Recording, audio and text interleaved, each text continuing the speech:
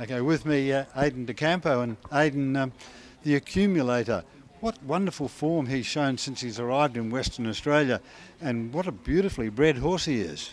Yeah, he's probably the worst horse in the family, which is surprising when he's won 4 from 5 and a second from over here. But yeah, since he's come over here, he's had his head in front 4 times. He doesn't like winning by much, but he's got the job done a few times. And last week, elected to sit in the breeze with him to see how good he is, because he's a bit of a lazy track worker at home and that. And yeah, he really showed good form last week, and I was real happy with his run. He's drawn poorly in the final of the Clark Pace this Friday night, and he bumps into the horse who beat him last week in El Jacko, who's a very smart horse. So El Jacko's drawn 7. You've drawn the outside, Aiden. What are your early plans?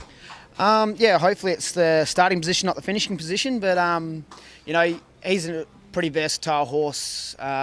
Just looking at the field quickly, a few of the better chances are drawn out wide. Courage to Live drawn 1, he'll be very hard to beat.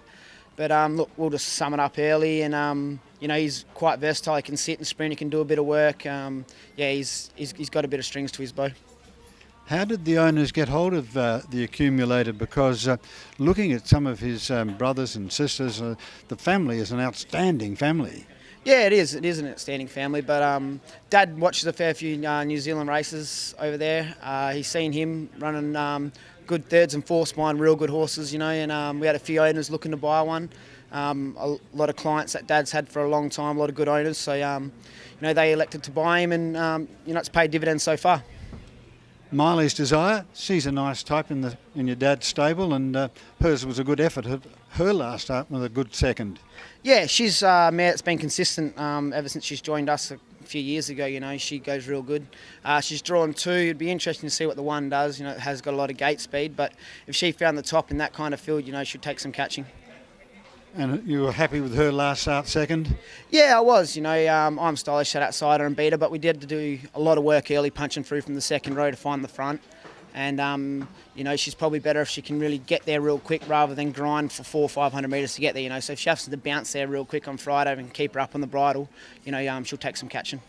And Aiden, a couple of lesser chances, but nevertheless, each way prospects, I should imagine, on Friday night in Orphan Reactor, drawn 2, but it's a pretty good field that Orphan Reactor's drawn in, and also you drive Art Lover, who's drawn 4 in the second last. Yeah, Orphan Reactor, she's actually not going too bad.